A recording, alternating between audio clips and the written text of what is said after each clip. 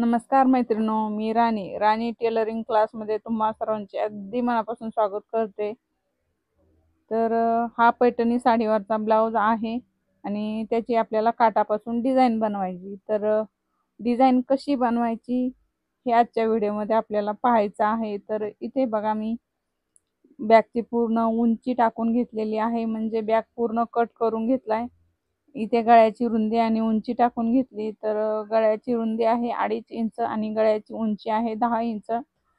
तर जशी आपण अस्तरवरती गळ्याची रुंदी आणि उंची टाकलेली आहे, तसंच आपल्याला कॅनव्हास पेपरवरती गळ्याची रुंदी आणि उंची टाकून घ्यायची। तर मी इथे डबल फोल्ड कॅनव्हास पेपर घेतलेला आहे आणि त्याच्यावरती आता आपल्याला गळा रुंदी आणि उंची टाकायची। बघा, इथे मी 10 इंच घेतलेला आहे गळ्याची उंची आणि खाली पण मी 2.5 इंचच घेतलेला आहे। तर असा आपल्याला चौकोन आखून घ्यायचा आहे।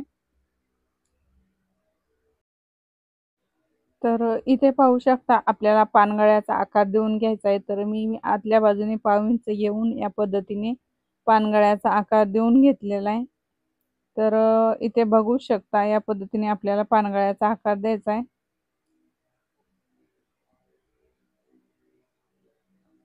आणि खालीपर्यंत आपल्याला लाईन आखून घ्यायची असं या पद्धतीने, आणि आपल्याला मधला पॅच पण तयार करायचा आहे। तर जशी खडूची मार्किंग केली आहे तशी आपली डिझाइन होणार आहे आणि बाहेरच्या बाजूने 1 इंच घेऊन असे या पद्धतीने गळ्याचा आकार देऊन घ्यायचा आहे।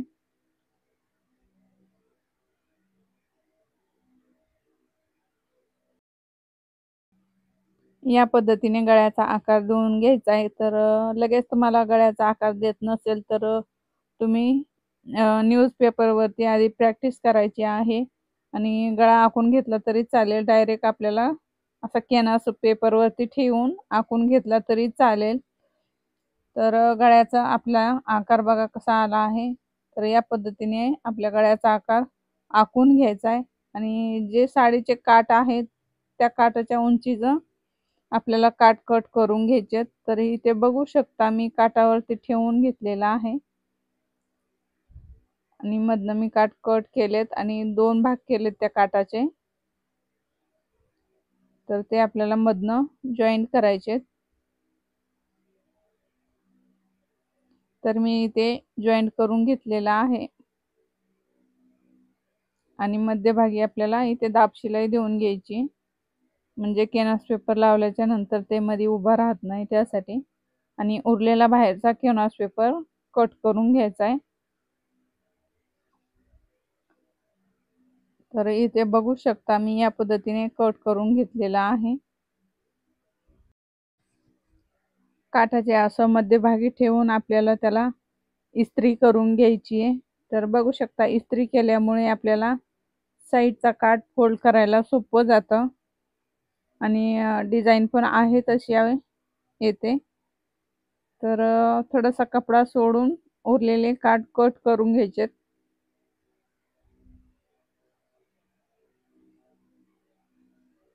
तर बघू शकता, या पद्धतीने मी कट करून घेतलेला आहे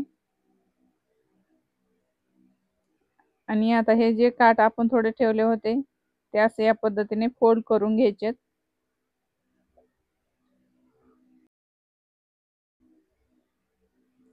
तर इथे आपलं पूर्ण फोल्ड करून झालेला आहे आणि असं आपली डिझाइन झाली।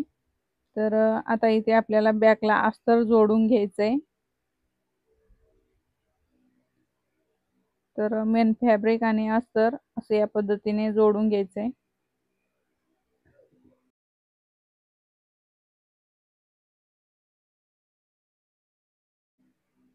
असं व्यवस्थित आपल्याला अस्तर जोडून घ्यायचंय, मध्यभागी झोळ येऊन द्यायचा नाही।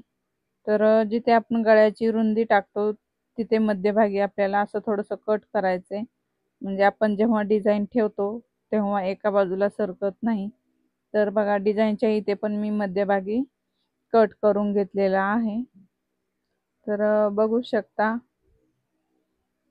तर असा आपल्याला उलट बाजूने पॅच ठेवायचा आहे आणि जी आपण खडूची मार्किंग केलेली आहे त्याच्यावरनं शिलाई मारायची बघा या पद्धतीने, आणि ती डायरेक्ट खालीपर्यंत घ्यायची, तिथे आपल्याला कट करायचे।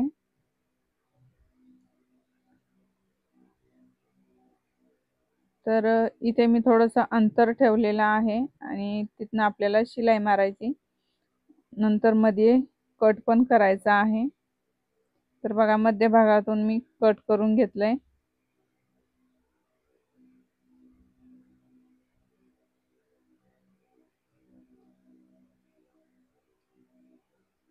आणि आता आपल्याला इथे कात्रीने थोडासा असा कट मारून घ्यायचा आहे। हे असं सुलट करून घ्यायचंय आणि त्याच्यावरनं दाब शिलाई मारून घ्यायची।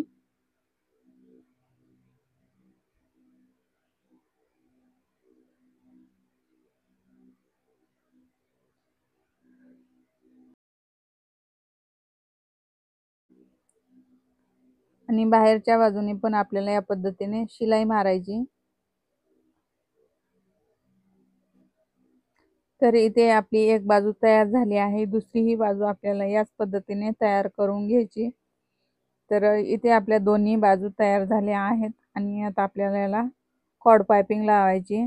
तर कॉर्ड पायपिंग म्हणजे त्याच्या मध्यभागी कॉटनचा धागा असतो, तो घालून आपल्याला तयार करायची असते। तर ती कशी तयार करायची याचा व्हिडिओ आपल्या चॅनलवरती आहे। तर मी एका बाजूने फोल्ड करून घेतलंय आणि आता ती आपल्याला सिंगल दाबने लाव। माझ्याकडे असा 3 in 1 दाब आहे, तो दाब असल्यामुळे असं पायपिंग लावायला खूप सोपं जातं आणि आपल्याला पूर्ण दाब चेंज करावं लागत नाही। तर तो दाब कसा वापरायचा याचा पण व्हिडिओ आपल्याला माझ्या चॅनलवरती भेटून जाईल, नक्की बघा। तर त्याचा आपल्याला खूप फायदा होतो, आपल्याला सारखं सारखं दाब चेंज करावं लागत नाही। तर तुम्ही पण, तुम्हाला जर सारखं असं चेंज करावं लागत असेल तर तुम्ही पण असा दाब ऑनलाईन भेटतो, असं दुकानात तर नाही भेटत, मी ऑनलाईनच मागवलेला आहे। इथे आपली कॉर्ड पायपिंग लावून झालेली आहे आणि आपल्याला मधला पॅच तयार करायचा आहे। तर मी ते थोडंसं पेन्सिलने आखून घेतलं होतं, तोच आता आपल्याला असा एवढा थोडासा मोठा करून पॅच तयार करून घ्यायचा आहे। तर मी इथे मधला पॅच तयार केलेला आहे। तर आपल्याला हे असं शिलाई मारून ते सुलट करून घ्यायचंय आणि मधला पॅच तयार करायचा आहे, बघू शकता। आता हे आपल्याला असं सुलट करून घ्यायचंय।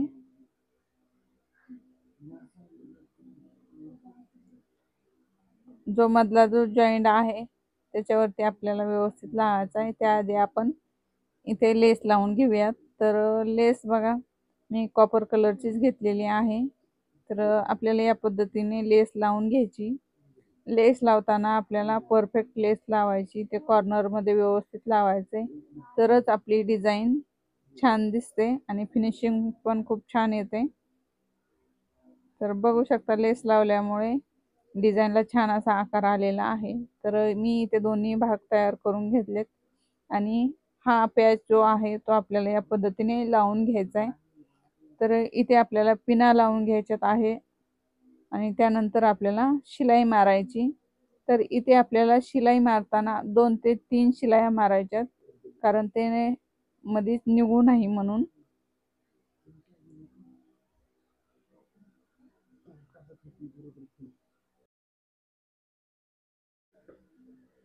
असं या पद्धतीने ठेवून शिलाई मारायची, बघू शकता। तर इथे आपली डिझाईन तयार झाली आहे आणि आता आपल्याला बॅकला टक्स मारून कमरेची पट्टी जोडून घ्यायची आणि इथे मी थोडासा पायपिंगला कट मारून घेतलाय। इथे तर आपली डिझाईन तयार झाली आहे आणि आता कमरेला टक्स मारून कमरेची पट्टी जोडून घ्यायची आणि कमरेला नंतर हातशिलाई करायची आहे।